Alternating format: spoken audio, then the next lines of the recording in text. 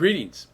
I want to read a couple of verses out of Matthew chapter 27. I've been in discussion with a few folks lately concerning these verses, and I think they're very important to realize concerning the resurrection of these saints, that they are part of the first resurrection. There's a question as to what is the first resurrection. Does it happen at the end of the tribulation when saints are raised then? Or does it mean it's anybody when they are raised that are saints and could be here in Matthew 27, which I believe it is, and makes it part of the first resurrection, or those who are saved when they're resurrection? I think it's that. But it's very interesting because there's importance in understanding this, because it will shed light on whether a post-trib's view is correct or not. Here's what it says in Matthew 27, starting with verse 52. And the graves were opened, and many bodies of the saints which slept arose, and came out of the graves after his resurrection. That's very important to note. It was after his resurrection, and went into the holy city and appeared unto many.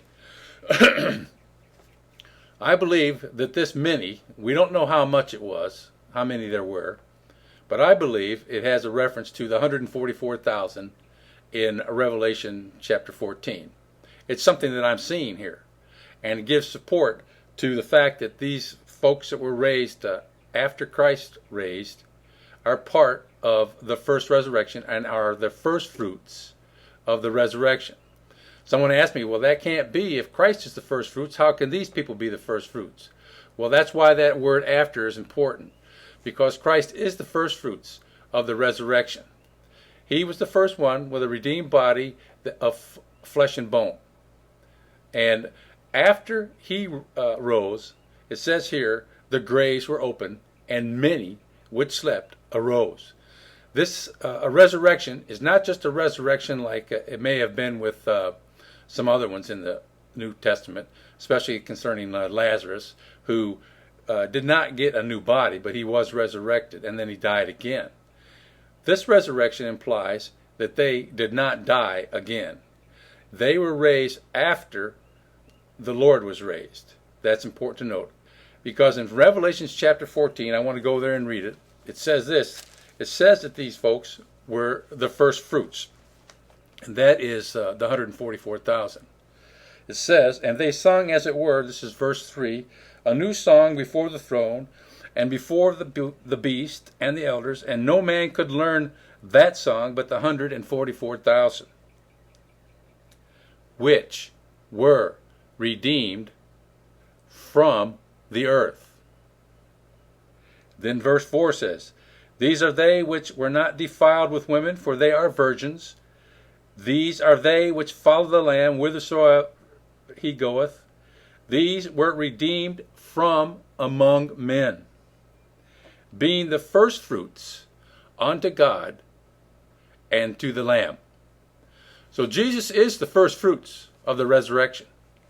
But these who came out of the grave after Jesus are the firstfruits of the first resurrection, who have part in the first resurrection.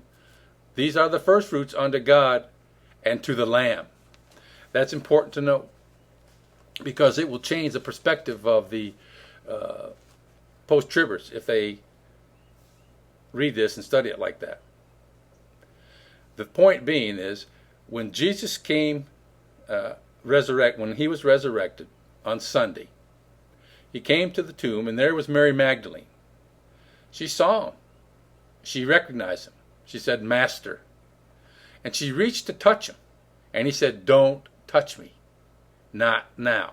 I have to ascend to the Father. So he had to ascend to the Father. Mary Magdalene couldn't touch him. That would defile that new body before it gets to heaven. And so he goes to heaven, stands before the Father, and I believe that the many who came out of the grave were the 144,000, redeemed from the earth, redeemed from among men, and they stood there with the Lord as the firstfruits unto God and to the Lamb. When that happened, Later that evening, on the first day of the week, Sunday, the door was locked, the disciples were in that room, and Jesus appeared suddenly to the disciples. They were shocked, but he said, "It's me." And they were allowed to touch him because he'd already ascended and now he has come back. And for the next 40 days, he appeared several times to the disciples, even ate some fish with them.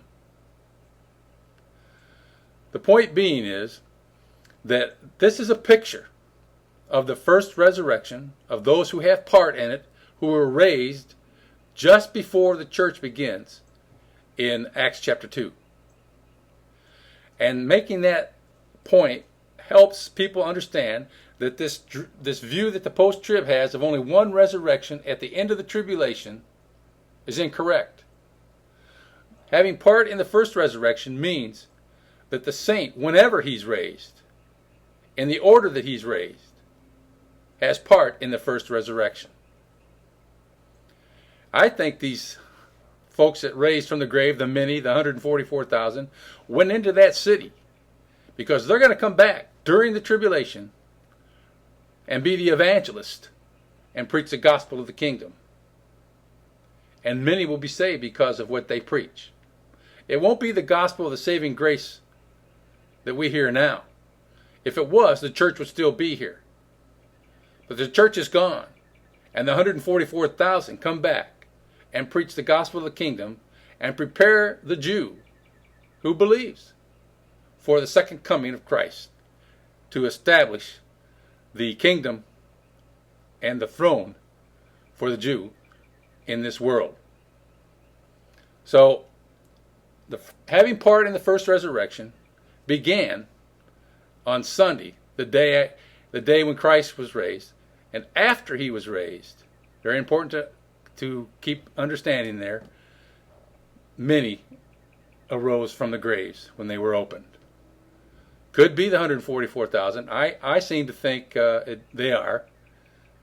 And it gives a good understanding of why they are called in Revelation 14 the first fruits unto God and to the Lamb. Thank you.